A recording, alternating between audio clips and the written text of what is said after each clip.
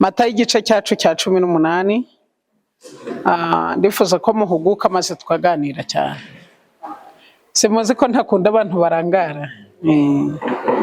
Muri Matayo igice cya 18 umurongo wa 19 hari icyo Imana yavuze. Kandi ndababwira yuko ababiri muri mwe nibahuza umutima mu isi wo kugira icyo basaba cyose bazagikorerwa na Data wo mu ijuru. Kuko aho ababiri cyangwa batatu bateraniye mu izina ryanjye, nanjye mba ndi hagati yabo. Si amena. Ndababwira ukuri yuko ababiri cyangwa batatu bateraniye hamwe, ariko bagaterana mu izina ry'Imana, bambaza Imana, cyangwa se bahuje umutima wo kugira icyo basaba. Ako kantu murakumvise? Imana ibiri hagati yabo. Ubwo mu izina rya Yesu Uwiteka ateranye natwe. Abantu rero bateranye n'Uwiteka ntabwo babafite. Ntumva bafite icyizere cyane kuko Uwiteka ari hamwe nabo. Iri ni isomo cyane rizabafasha muri uyu murimo mwatangiye. Usibye n'uyu munsi mwafashe ibihe byo gusenga, n'undi munsi wose muzaja muterana mujya inama kuri icyo kintu. Ndashima Imana ko Yesu ari hagati yanyu. Kandi muri mu murimo, muri mu masezerano y'icyo Imana yavuze ku bari mu murimo, kuko iyo dusomye igitabo cyitwa Imigani ya Kristo, amasezerano y'Imana yose asohorera gusa abantu badacisha ukubiri n'ubushake bw'Imana. None mwebwe rero muri mu murongo w'Imana, kuko muri Matayo igice cya 28 Yesu abonekera abigishwa be nyuma yo kuzuka. Niyo misiyo yabahaye, nuko mugende mubwiriza abantu bo mu mahanga yose, abemeye mubabatize mu izina ry'Imana Data wa twese n'Umwana n'Umwuka wera. Ariko yari yabanje umurongo wa 16 mwiza cyane: nahawe ubutwari bwose mu ijuru no mu isi. Ngo igihe cyose tugiye muri uyu murimo, kuko tugende mu butwari bw'Imana, turashinganye mu izina rya Yesu. Ibyo rero bituma tugendana icyizere cyinshi cyane, kandi tukagenda twumva ko turi mu ruhande rw'Imana. Ageze ku murongo wa 20 w'icyo gice yongeraho amagambo akurikira: kandi dore ndi kumwe namwe iminsi yose kugeza ku mperuka y'isi. Numva ni umugisha ukomeye wo kugendana n'Imana. Yesu ari hagati yacu. Aleluya. Rero tukumva dufite icyizere ko Yesu ahari. Aha rero iri somo ryo muri Matayo tubonye ko aho ababiri cyangwa batatu bateraniye mu izina ryanjye, nanjye nzaba ndi hagati yabo. Aha yashakaga kwerekana ko abantu bashaka guteranwa n'ibindi, ariko twebwe duteranye mu izina rya Yesu. Ibyo rero biduha icyizere cyiza cy'uko Uwiteka ari kumwe natwe. Isomo rya kabiri turisoma muri Maraki igice cya 3. Naryo ni isomo ryiza twagatangireho iyi gahunda yacu y'amateraniro. Nimuhagera mumbwire ngo twahageze kugira ngo dukomezanye. Maraki igice cya 3 naryo ni isomo nkunda cyane, cyangwa kujya muri Bibiliya bire kubagora. Ntago mukunda gukoresha Bibiliya. Abantu badakunda gukoresha Bibiliya ntibamenye ibice. Mushye muza mufite za Bibiliya nshuti zanjye. Ndabibasabye batazifite muzazishake, ni byiza. Maraki igice cya 3.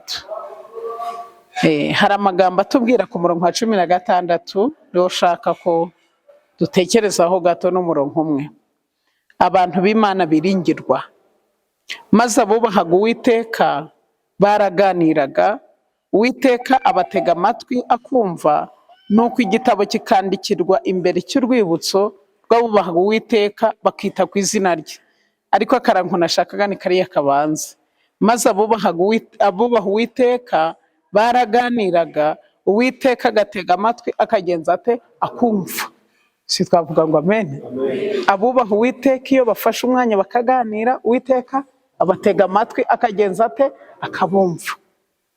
Umunsi wa mbere igitekerezo cy'ibyo mwahereyeho mutekereza ko muzakora uyu murimo, Uwiteka yarumvise. Ziriya nama zose kuri muri guhamagarana ku matelefone, ahantu mwakereye urubuga rwabyo, aho hose Imana ingenzi te irumva ibyifuzo byanyu bitandukanye. Ngira ngo twari dufite musaza wacu ashima avuye ku ishuri, urumva reba igihe agendeye akaba agarutse amahoro. Si twavuga ngo amenase? Kubona umuntu agiye akagarukana ikindi kintu gikomeye cyane. Ibyo byose Uwiteka Imana yacu irumva mu buryo bumwe cyangwa ubundi. nkagira ngo rero aha kwari ukubaha icyizere ko iyi gahunda yacu y'amateraniro tugira icyizere ko Yesu ari hagati yacu. Niba ari 2 cyangwa 3 twe tukaba twarenze uwo mubare, kandi nta kindi kiganishije ahandi turimo uretse icyatuma imitima yacu yegerezwa Imana, icyatuma dusabira ibitagenda neza iwacu, icyatuma itorero ryacu ritera imbere, icyatuma korari twubatse igira imbaraga, aribyo twaje gusengera. Uwiteka arumva mu izina rya Yesu.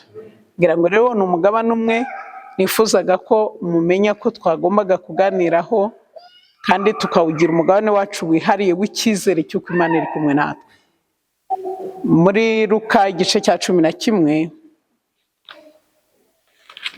Yesu yongera kuvuga aya magambo ahamiriza ku basenga. Luka igice cya 11 njye nahageze, ubundi muba mwakomereje aho imbere aho twari turi, ndasoma mpereye ku murongo wa 5.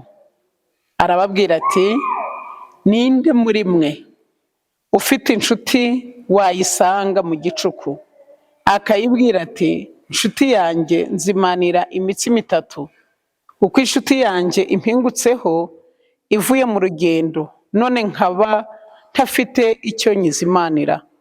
Uwo mu nzu akamusubiza ati, windushya, namaze kugarira, ndaryamye n'abana banjye nabo nuko, sinshoboye kubyuka ngo nyiguhe. Ndababwira ukuri yuko nubwo atabyukijwe no kuyimuhera ko ari inshuti ye, ariko kuko amutitirije biramubyutsa amuhe ibyo ashaka byose. Nanjye ndababwira nti, musabe muzahabwa, mushake muzabona. Haleluya. Noneho mukomange ku rugi muzakingurirwa, kuko umuntu wese usaba ahabwa, ushatse abona, n'ukomanga agakingurirwa.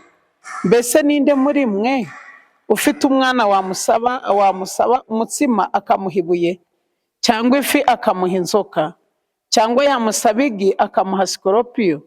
None se ko muzi guha abana banyu ibyiza kandi muri babi, so mu ijuru ntazarushaho rwose guha Mwuka Wera abamumusabye? Twasubiza ngo iki? Azamuduha. Umurimo w'ivugabutumwa ukenera imbaraga ikomeye ya Mwuka Wera. Mu masengesho ni icyerekezo tugiye kwinjiramo cy'uyu munsi, turasabwa gusaba Mwuka Wera. Kuko niyo mwabona umubwiriza w'umuhanga, mukabona umubwiriza w'intyoza uzi ibintu cyane, nta muntu wakwihana. Icyo cyo mukimenye. Mwateranije igihe, muzaba mwubirimo, mwabonye umubwiriza, ni byiza. Abizera b'itorero bazabafasha, amafaranga murayafite, ariko Mwuka Wera atabonetse nta kintu na kimwe twageraho. Kandi dukeneye mu buryo mutigeze mutekereza imbaraga ikomeye ya Mwuka Wera, kandi nta na rimwe Mwuka Wera aboneka tutamusabye.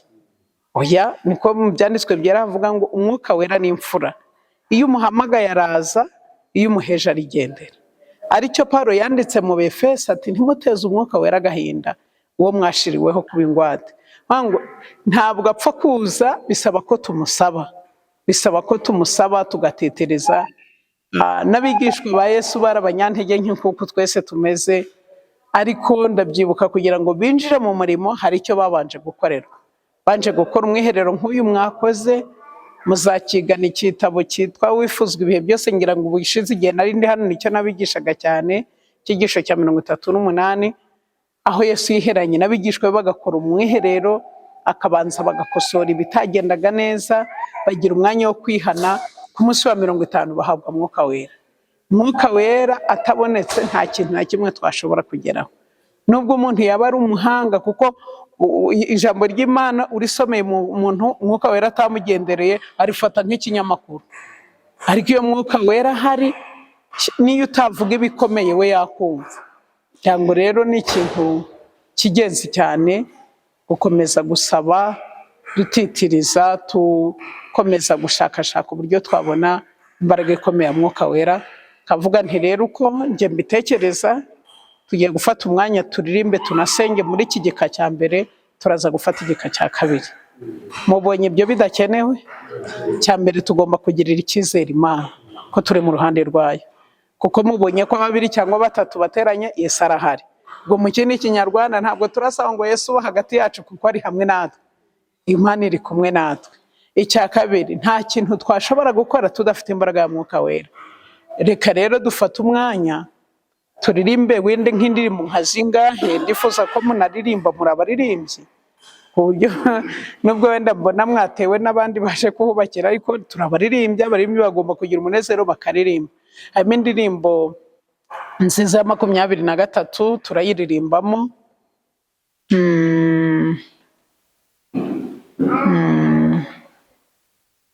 Dufite n'indirimbo y'237 nzinutswe by'iyi si, nayo ni nziza. Ayibonye ngabo manze murebe ko tuzibona.